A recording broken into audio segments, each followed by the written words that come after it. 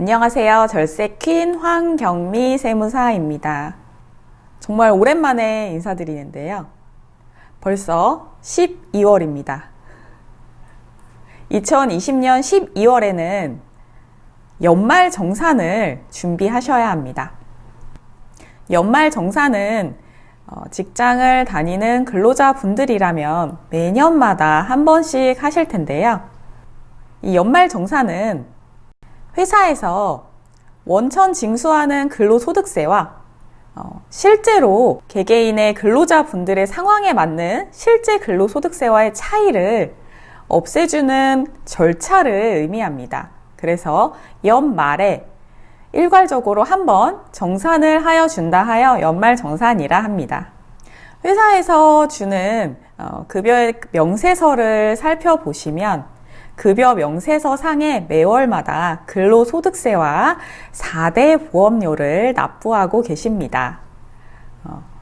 이 근로소득세는 회사에서 임의적으로 요율에 맞게 일괄 징수하여 납부하는데요. 실제적으로는 개개인마다 부양가족과 가입하고 계신 금융상품 그리고 신용카드 사용액 등 여러 가지 절차와 과정에 따라서 세금이 실제로 납부하셔야 할 세금과 차이가 발생하는데요. 2021년 1월 중순부터 2월까지 연말 정산 서류를 제출하시면 3월에 받으시는 급여에서 플러스 또는 마이너스를 하여 급여를 정산하여 받으시게 됩니다. 그러면 올해가 가기 전에 마지막으로 연말 정산을 잘 받기 위해서 확인하셔야 될 사항이 몇 가지 있습니다. 일단은 두 가지 정도 말씀드릴 건데요. 첫 번째로는 신용카드 소득공제, 그리고 두 번째로는 연금저축계좌 세액공제입니다.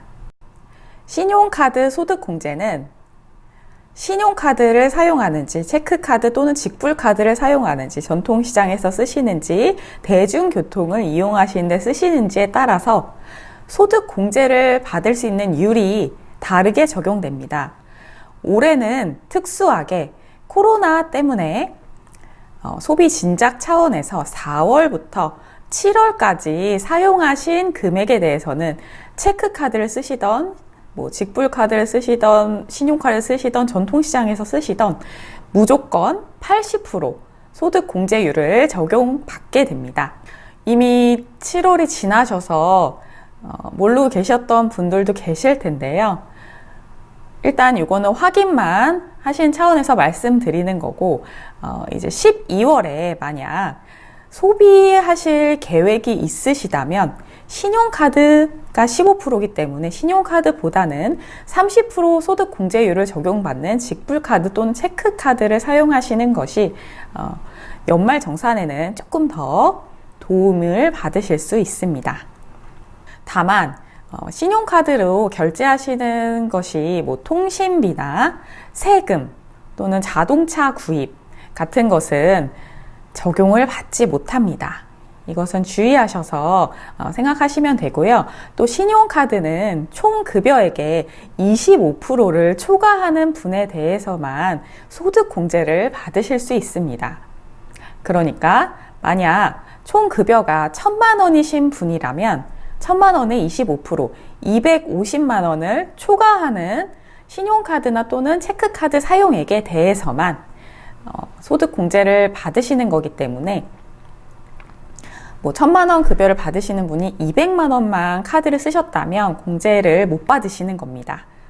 이거는 알아두시면 좋으시고요. 그리고 이 신용카드 소득공제에 대해서 알아봤다면 그 다음으로 12월에 점검하셔야 될 것은 연금저축계좌 세액공제입니다.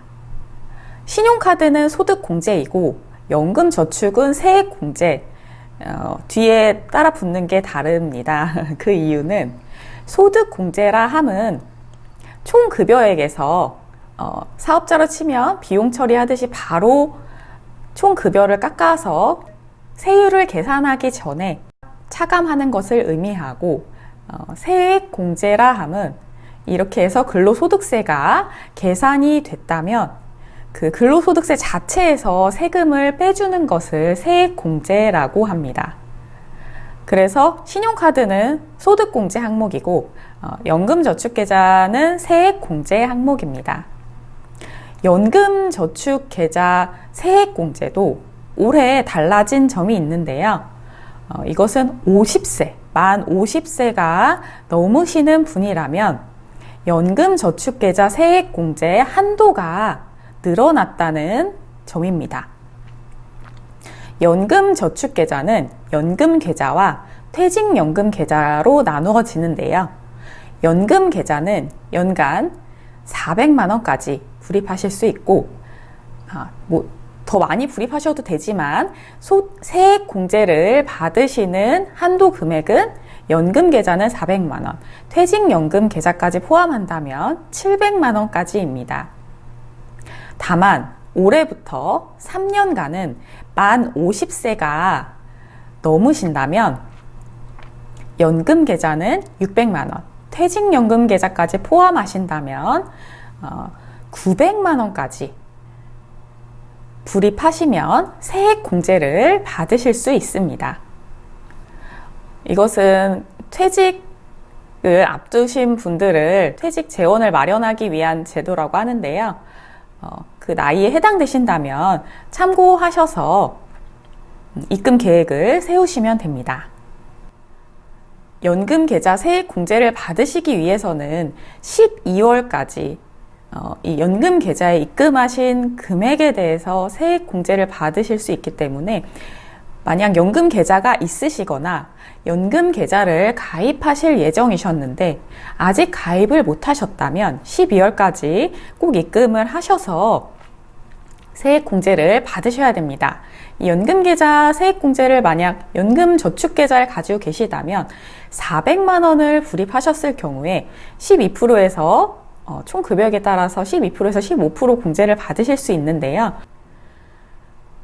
이렇게 세액공제를 받으시는 거는 좋으시지만 각자의 상황에 맞게 이 입금 계획을 세우셔야 합니다. 왜냐하면 이 퇴직연금 계좌는 운용을 증권회사나 은행에서 하기 때문에 원금이 보장되지 않는 상품도 있고 수수료가 발생될 수도 있습니다. 그리고 중간에 55세가 되시기 전에 중간에 해지를 하신다면 기타 소득세로 16.5%가 과세되지만 나중에 55세 이상이 넘어가셔서 찾으시게 된다면 3.3%에서 5.5% 사이이기 때문에 기타 소득세와 10% 이상 차이가 납니다.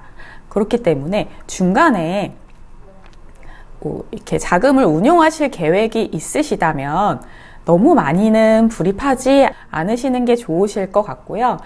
이 세액공제 한도 내에서 본인이 감당하실 수 있는 수준으로 불입을 하시는 것이 좋겠다고 생각이 됩니다.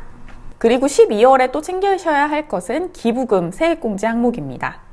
기부를 하실 계획이 있으시다면 12월까지 기부금을 기부처에 지급하시고 기부금 영수증을 반드시 받으셔서 연말정산 기간에 제출하셔야 기부금 세액공제도 받으실 수 있습니다. 그러면 연말정산을 위해서 12월까지 점검해야 될 사항을 앞에서 2가지, 기부금까지 3가지 말씀드렸는데요. 12월까지 신용카드 쓰실 일이 있으시면 신용카드보다는 체크카드, 그리고 연금계좌 불입하실 계획이 있으시다면 세액공제 한도 내에서 적정한 수준에서 12월까지 입금하시는 것을 추천드립니다. 3월에 환급을 받으실 수 있으셨으면 합니다. 유익한 정보가 되셨다면 구독과 좋아요 눌러주시고요. 저는 다음 영상에서 더 유익한 정보로 찾아뵙겠습니다. 감사합니다.